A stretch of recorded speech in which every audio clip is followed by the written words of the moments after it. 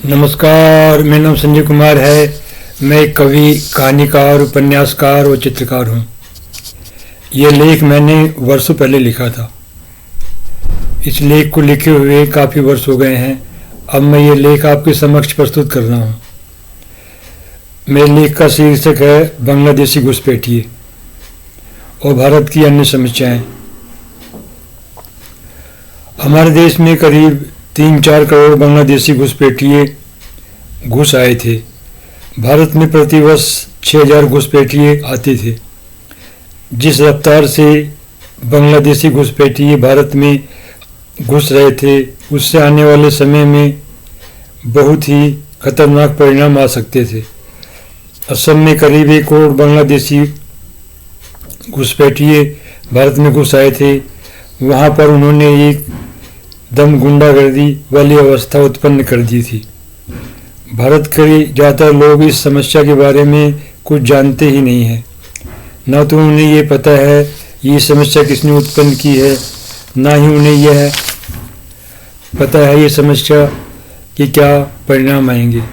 मेरे ही अपने ही खानदान में मेरे परिवार को छोड़कर सिर्फ एक ही व्यक्ति को इस समस्या के बारे में पता था।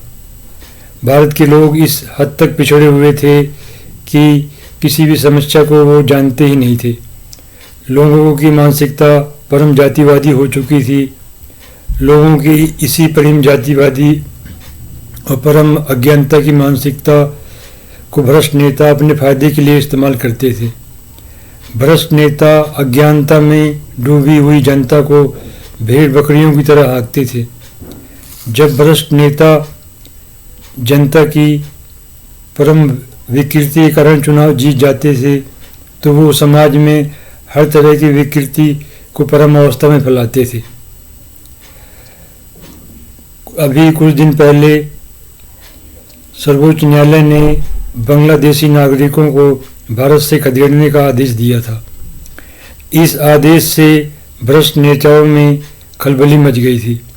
अब वो सर्वोच्च न्यायालय के आदेश को पलटने में लग गए हैं। जिस तरह से कांग्रेस के नेताओं ने साहबानों के केस को पलटा था, उसी तरह वो लोग अब सर्वोच्च न्यायालय के केस को भी पलटने में लग गए हैं। पिछले 50 सालों से हमारे देश में एक ही पार्टी का ज़्यादातर समय के लिए शासन रहा था।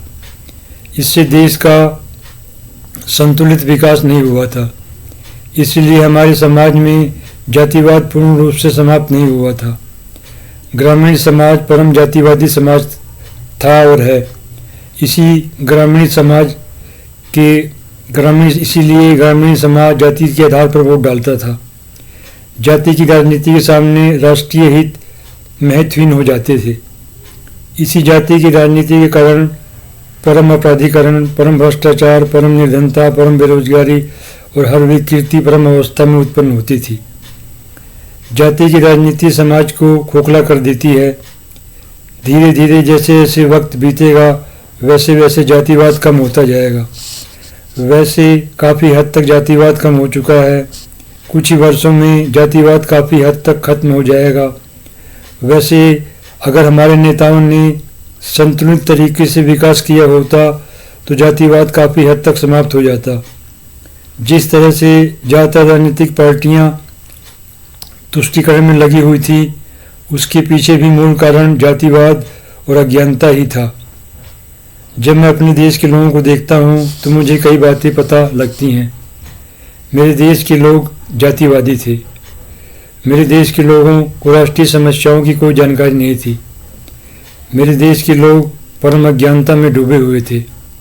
उन्हें सिर्फ जातिवाद का ही बोध था। वो लोग एक ऐसी मानसिक अवस्था में थे जिससे मनुष्य परम संकीर्ण हो जाता है। भारत में ऊंची जाति के लोगों ने नीची जाति के लोगों को कदम कदम पर अपमानित किया था। ऊंची जाति के लोग हर दृष्टि से विकसित हो चुके थे। नीची जाति के लोग हर दृष्टि से पिछड़े हुए थे।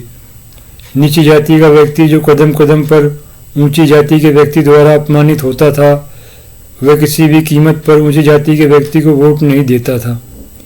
ग्रामीण भारत में जाति वैमनस्य परम अवस्था पर था। जो समाज परम जातिवादी होता है, उसकी राजनीति भी परम जातिवादी होती है। वैसे जब मैं साहित्य के क्षेत्र में देखता हूँ तो मुझे यहाँ भी जातिवाद के दर्शन होते हैं। ज़्यादातर साहित्यकार इस विचारधारा को मानते हैं कि भारतीय धर्म एक जातिवादी धर्म है। उनका विचार है कि भारतीय धर्म के सारे धर्म ग्रंथ जातिवाद को फैलाते हैं। ज़्यादातर साहित्यकार फूहड़ मार्क्सवाद की कीचड़ में धंसे हुए थे। ज़्यादातर साहित्यकारों ने राजनीतिक गांठ फादर बनाए हुए थे।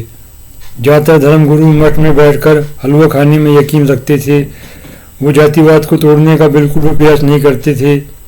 वो उन्हीं नेता की चमचागिरी करते थे जो जातिवाद को फैलाते थे। साहित्य, संगीत, कला, विज्ञान और धर्म के क्षेत्र में सक्रिय ज़्यादातर लोगों ने जातिवाद के जहर को ख़त्म करने का कोई व्यवहारिक प्रयास नहीं किया था।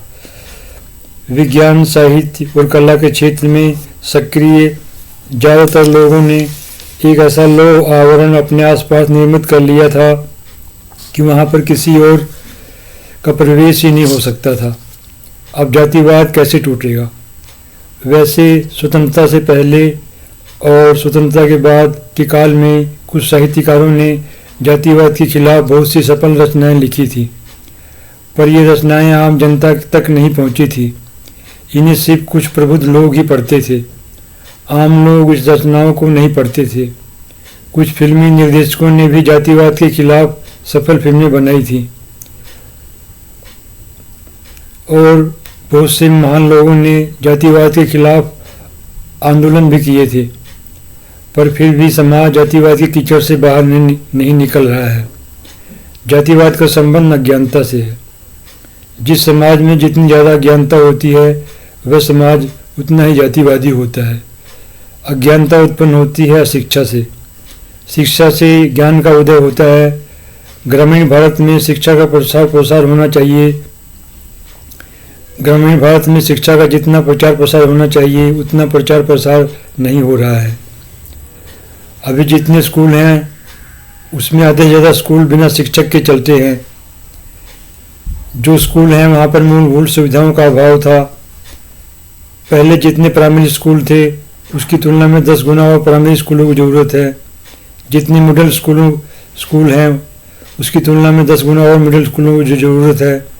इतनी ही मेडिकल कॉलेज और इंजीनियरिंग कॉलेज को ज़रूरत है। शिक्षकों की नियुक्ति में परम भ्रष्टाचार होता था। अब ऐसे समाज में शिक्षा का प्रचार प्रसार कैसे होगा? सभी राज्यों में भ्रष्टाचार का दानव अपना खेल खेल रहा था। नेता जनता को सरेआम लूट रहे थे। ये सब परिस्थितियां और घटनाएं 2014 से पहले की हैं। 2014 के बाद हमारे देश और समाज में बहुत से परिवर्तन हुए हैं और ये परिवर्तन लोगों को बहुत ही लाभ दे रहे हैं। कुछ ही वर्षों में हमारा देश एक विकसित देश बन जाएगा, तब सभी सुखी हो जाएंगे। आओ हम अपने देश को विकसित देश बनाने का प्रयास करें। इसी में ही हम सबकी भलाई है। मेरे वीडियो को देखने के लिए आपका बहुत बहुत धन्यवाद। कृपया मेरे चैनल को सब्सक्राइब कर लें और बेल आइकन को जरूर दबा दें। नमस्कार। वंदे मातरम। भारत माता की जय।